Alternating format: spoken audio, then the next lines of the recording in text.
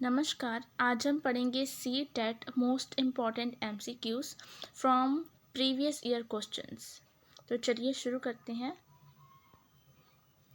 सबसे पहला हमारा क्वेश्चन है, किस प्राचीन सभ्यता को नील नदी का वरदान कहा जाता है? ऑप्शन ए मेसोपोटामिया की सभ्यता, ऑप्शन बी सिंधु घाटी की सभ्यता, ऑप्शन सी मिस्र की सभ्यता या फिर ऑप्शन डी चीन की सभ्यता। और इसका करेक्ट आंसर है ऑप्शन सी मिस्र की सभ्यता। कहते हैं कि जो इतिहासकार हेरोडोटस थे उन्होंने मिस्र को नील नदी का वरदान कहा था। यदि नील नदी ना होती तो मिस्र का अधिकांश भाग जो था वो डेजर्ट में मतलब रेगिस्तान में तब्दील हो जाता। इस नदी की उपजाऊ मिट्टी ने ही मिस्र के लोगों को खेती और एक महान सभ्यता बनाने में मदद की थी। ठीक है, तो चलिए अब हम बढ़ते हैं नेक्स्ट क्वेश्चन की तरफ। मोहनदास करमचंद गांधी को सबसे पहले महात्मा की उपाधि किसने दी थी? Option A Subhash Chandra Bose, option B Rabindranath Tagore, option C Gopal Krishna Gokhale या फिर ऑप्शन डी जवाहरलाल नेहरू। और इसका करेक्ट आंसर है ऑप्शन बी रविंद्रनाथ टैगोर। चंपारण सत्याग्रह जो कि 1970 की सफलता के बाद रविंद्रनाथ टैगोर ने गांधी जी को पहली बार महात्मा कहकर संबोधित किया था। बदले में गांधी जी ने टैगोर को गुरुदेव की उपाधि दी थी। ठीक है, और यहाँ पर एक इम्पॉर्टेंट बात यह है कि सुभाष चंद्र बोस ने उन्हें पहली बार राष्ट्रपिता कहा था। यूजली हम क्या होते हैं, हम इन दोनों चीज़ों में कंफ्यूज हो जाते हैं कि महात्मा किसने कहा और राष्ट्रपिता किसने कहा।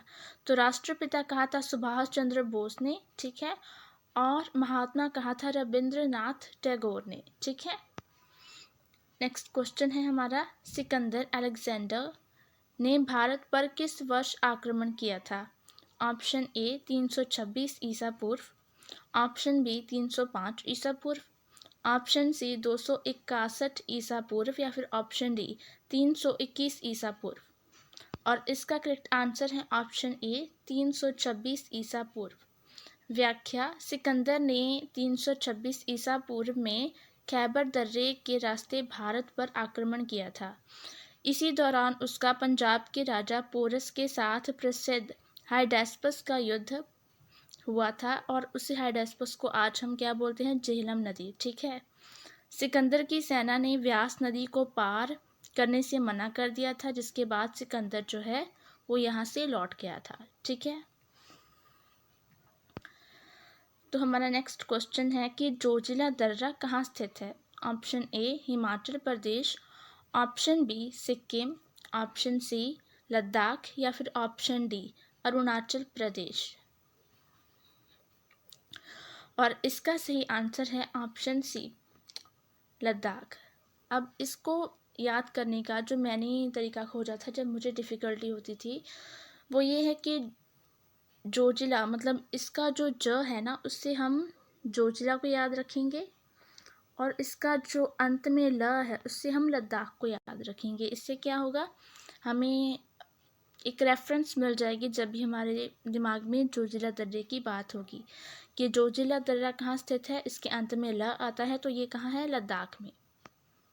और ऐसे आप निमोनियंस जो भी है वो बना सकते हैं जब भी आपको याद करने में डिफ़िकल्टी आती है। ठीक है, जोजिला दर्रा हिमाचल की जास्कर श्रेणी में स्थित है। यह श्रीनगर के लेह लद्दाख से जोड़ता है। यह रणनीतिक रूप से बहुत महत्वपूर्ण है क्योंकि यह कश्मीर घाटी और लद्दाख के बीच एक महत्वपूर्ण कड़ी है। नेक्स्ट क्वेश्चन, जैन धर्म के प्रथम तीर्थंकर कौन थे? सबसे पहली बात है कि जैन धर्म में कितने तीर्थंकर थे। ठीक है, और जैन धर्म की जो संस्थापक तीर्थंकर है वो किसे माना जाता है? ये क्वेश्चंस जो हैं वो हमें याद होने चाहिए और अगर आपको आते हैं तो कमेंट सेक्शन में बताना, आंसर करना मत भूलिएगा। ठीक है, फिलहाल इस क्वेश्चन को हम देखते हैं कि जैन धर्म के प्रथम तीर्थंकर कौन थे। Option A Mahavir Swami, option B Parshvanath, option C Rishabhdev या फिर ऑप्शन डी अरिष्ट नेमी। और इसका सही आंसर है ऑप्शन सी ऋषभदेव। ऋषभदेव जिन्हें आदिनाथ भी कहा जाता है, जैन धर्म के पहले तीर्थंकर और संस्थापक थे। भगवान महावीर स्वामी 24वें और अंतिम तीर्थंकर थे, जबकि पार्श्वनाथ 23वें तीर्थंकर थे। ये जो तीनों हमने नाम पढ़े हैं ये बहुत इंपॉर्टेंट है, इन पर यूजली क्वेश्चन जो है वो आस्क कर लिया जाता है कि 24वें और अंतिम तीर्थंकर कौन थे, वो थे महावीर स्वामी जी। और 23वें तीर्थंकर कौन थे, या फिर ऐसा भी क्वेश्चन हमें आ सकता है कि पार्श्वनाथ जैन धर्म के कौन से तीर्थंकर हैं, फिर वो नंबरिंग दे देंगे, उससे हमें सही ऑप्शन जो है वो सिलेक्ट करना होगा। तो ये चीज़ें हमें अपने माइंड में रखनी चाहिए, क्योंकि ये ऐसी चीज़ें हैं जिसमें हम यूजुअली कंफ्यूज हो जाते हैं। ठीक है, तो अब हम देखते हैं अपना नेक्स्ट क्वेश्चन। भिलाई इस्पात जो प्लांट है, इसकी स्थापना में किस देश ने हमारी सहायता की थी? Option A Germany, option B Britain, option C Soviet संघ रूस, या फिर ऑप्शन डी अमेरिका। और इसका आंसर है सोवियत संघ। भिलाई इस्पात की स्थापना 1955 में भारत और सोवियत संघ के बीच एक समझौते के तहत छत्तीसगढ़ में हुई थी। यह भारत की दूसरी पंचवर्षीय योजना के दौरान स्थापित किया गया था।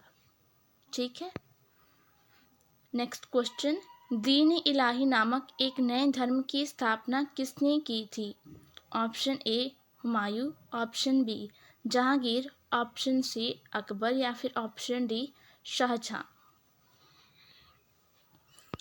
इसका सही उत्तर है अकबर। ठीक है, ऑप्शन सी अकबर। कहते हैं कि मुगल सम्राट जो अकबर हैं, उन्होंने 1582 ईस्वी में दीन इलाही की शुरुआत जो है वो की थी। इसका उद्देश्य सभी धर्मों के अच्छे सिद्धांतों को मिलाकर एक साझा विश्वास बनाना था, ताकि साम्राज्य में एकता जो है वो बनी रहे। इसे स्वीकार करने वाला पहला और एकमात्र हिंदू बीरबल था। ठीक है, ओके, अब हमारा नेक्स्ट क्वेश्चन क्या है कि भूगोल का जनक, फादर ऑफ ज्योग्राफी किसे कहा जाता है? ऑप्शन ए अरस्तु, ऑप्शन बी हिकैटियस, ऑप्शन सी इरेटोस्थनीस, और ऑप्शन डी हेरोडोटस। और इसका सही उत्तर है ऑप्शन सी इरेटोस्थनीस। व्याख्या। यूनानी विद्वान एरोटोस्थनीस को भूगोल का जनक माना जाता है, क्योंकि उन्होंने ही सबसे पहले ज्योग्राफिया शब्द का प्रयोग किया था। उन्होंने पृथ्वी की परिधि की गणना भी बहुत ही सटीक तरीके से की थी। ठीक है, अब इसे अगर हम थोड़ा डेप्थ में पढ़ने की कोशिश करें, जैसे कि हमने यहाँ पर शब्द देखा एक ज्योग्राफिया, है ना, ये जो है ये दो शब्दों की मेल से बनता है। पहला है जियो और दूसरा है ग्राफिया।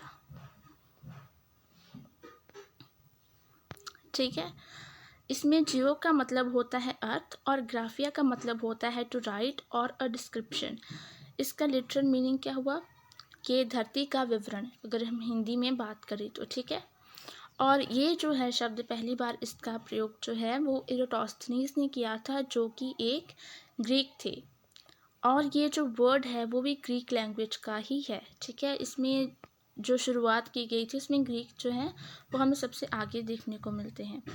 और इसमें जो इम्पॉर्टेंट चीज़ है वो ये है कि कुछ विद्वान जो हैं वो हिकैटियस को भी इसका जनक मानते हैं, लेकिन क्योंकि उन्होंने अपनी पुस्तक जेड पीरियड्स में भौगोलिक ज्ञान को व्यवस्थित किया था। ठीक है, तो इन्होंने कोई अपनी बुक में भौगोलिक ज्ञान को व्यवस्थित किया था, जिस वजह से कुछ जो विद्वान हैं, कुछ स्कॉलर्स हैं, उनका मानना है कि हिकैटियस जो थे वो ज्योग्राफी के जनक थे। लेकिन सीटेट और एनसीईआरटी में इरेटोस्थनीस को ही प्राथमिकता जो है वो दी जाती है। कोई आपको डाउट ना रहे तो इसलिए वो भी मैंने यहाँ पर ऐड कर दिया है। ठीक है, okay, so these were the question today that we had. अगर आपको ये वीडियो अच्छा लगा तो please do like, subscribe and share. और आगे आप किस विषय पर वीडियोस देखना चाहेंगे वो भी हमें ज़रूर बताएं। आपकी फीडबैक जो है वो हमारे लिए बहुत इंपॉर्टेंट है। Thank you so much for today and watching whole of the video. Thank you so much.